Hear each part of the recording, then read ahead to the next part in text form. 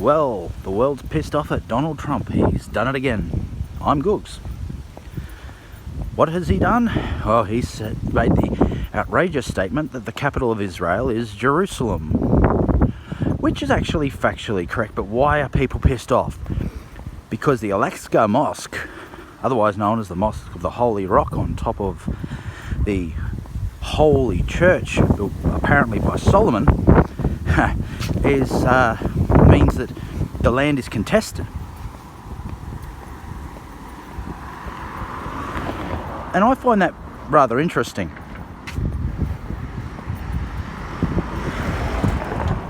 Now, there's a lot of people who sit there and they disparage the Jews. You know, how dare they take over the land from the Muslims? Guys, for those of you who make that argument, it is a bullshit argument. Islam is at least circa 6 AD compared to the earliest, at least archaeological evidence we have of a city called Jerusalem, which is circa 1000 BCE. You want to talk about traditional owners of a land? Well, the guys before the Jews are the Canaanites, and the Canaanites are no longer around, haven't been around for a very long time, and yet the wonderful proclamation is made that they have no right to that land. Well, for those people who make that argument, I have one for you, especially for us Aussies. Now, we recognise that the Aboriginal people of Australia were here first. We recognise that. It's not constitutional, but it's the way it is. So the Aboriginals have traditional land, and we gave that land back to them because it's their traditional land.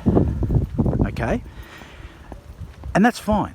Now, on that traditional land, we might have mining or something similar to that, but that's because it's leased to the Aboriginal people from their traditional lands.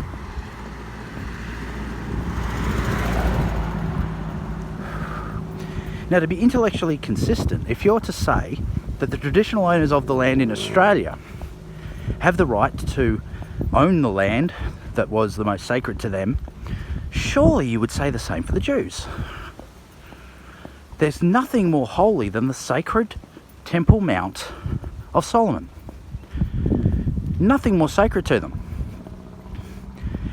And yet, even though the most sacred holy site in all of Islam is at Mecca, they're saying, oh no, you can't build on the Church of the Rock. Or you can't have Jerusalem as your capital city because of the Church of the Rock. What a load of crap. There's no reason why the Jewish people of Israel wouldn't allow Muslims to keep going and paying their respects in their own faith to that mosque if it becomes fully owned by them. Why would they do that? At the same time, to say that yes, you have obtained statehood, Israel, and then turn around and say, but you have no right to your own capital city, full ownership of your own capital city, is absolutely stupid. What a stupid thing to say. Now, we could argue all day about, 1947. But you know what? The Jews didn't make that. That was the League of Nations, now the UN. And it was made basically because of what happened to the Jewish people in World War II. They were given their land back. Of course, there was a Christian element to it as well. There were quite a few wealthy Christians who wanted to see Revelations come true and the kingdom of Israel come back into style. But essentially, they're their own country.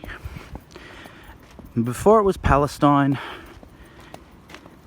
it was Israel. The Crusaders fought for Jerusalem. They wanted Jerusalem. They wanted to take Jerusalem. Why? Because it's a bloody holy city for the Christians too. What happens if we say that Jerusalem is the centre of all three major world religions at this point in time? Or at least two of the major world religions, and all the Abrahamic religions. What if we were to do that? And say to Israel, England or America come in and say, well, hang on, if Muslim nations can claim a stake on Jerusalem, then so should we. After all, Gethsemane is where Christ was crucified, wasn't it? And the burial place where the crucified convicts were buried. Well, wasn't that where Jesus Christ rose from the dead? So, this being the case, then why can't the Christians of the world all band together and say, no, we want a piece of Jerusalem too? And this is the problem. This does not end. This argument does not end unless somebody ends the argument. Okay? This could go on for centuries. In fact, it has gone on for centuries. There needs to be a stand made, one way or another. And Donald Trump decided to be the bravest person politically in the world right now and make a stand for one or the other. And you can say what you like about Donald Trump and his dislike for Muslims, which I'm still yet to see. He certainly doesn't like the terrorists. Well, I don't blame him. It would be no different than in the early 80s being very wary of people from Northern Ireland and what the hell they're up to. You know, oh, you've come from Northern Ireland, do you? Oh, you know, you're carrying a bomb? You know? Very little difference, to be quite honest. And yet, oh, he's a racist. And once again, that's a stupid trope. Muslim isn't a race, it's a religion. But this could end up becoming a three-way dance.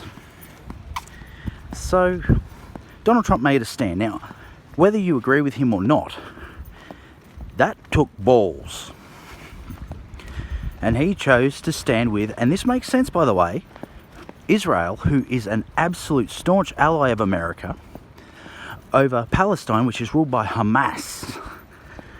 Hamas, a puritanical Islamic organization that has huge terrorist tendencies, believes in jihad, destroying the Jews and all the rest of this. You know, he took a stand, and I think he took a stand on the right side of the ledger when it comes to safety. People talk about, oh, he should have had negotiations. The last 4 presidents of the United States of America have tried that and failed miserably. Why? Because neither side is willing to come to the party, especially over Jerusalem. Well, what's the next best thing? Next best thing is to side with the country who has ownership of their own territory, their own sovereignty, with the first major civilization there, the traditional owners, if you will. And I think that was the right call. Oh, one more thing. How would it be if the Palestinians tomorrow had to completely share and not have full ownership over Bethlehem? How would that be?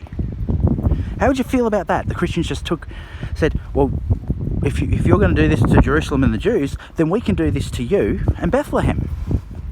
Why not? You see, this can get very messy very quickly. So as far as I'm concerned, Israel has a right to its sovereignty, and Israel has a right to own its own capital. I'm Googs, and I'll catch you later.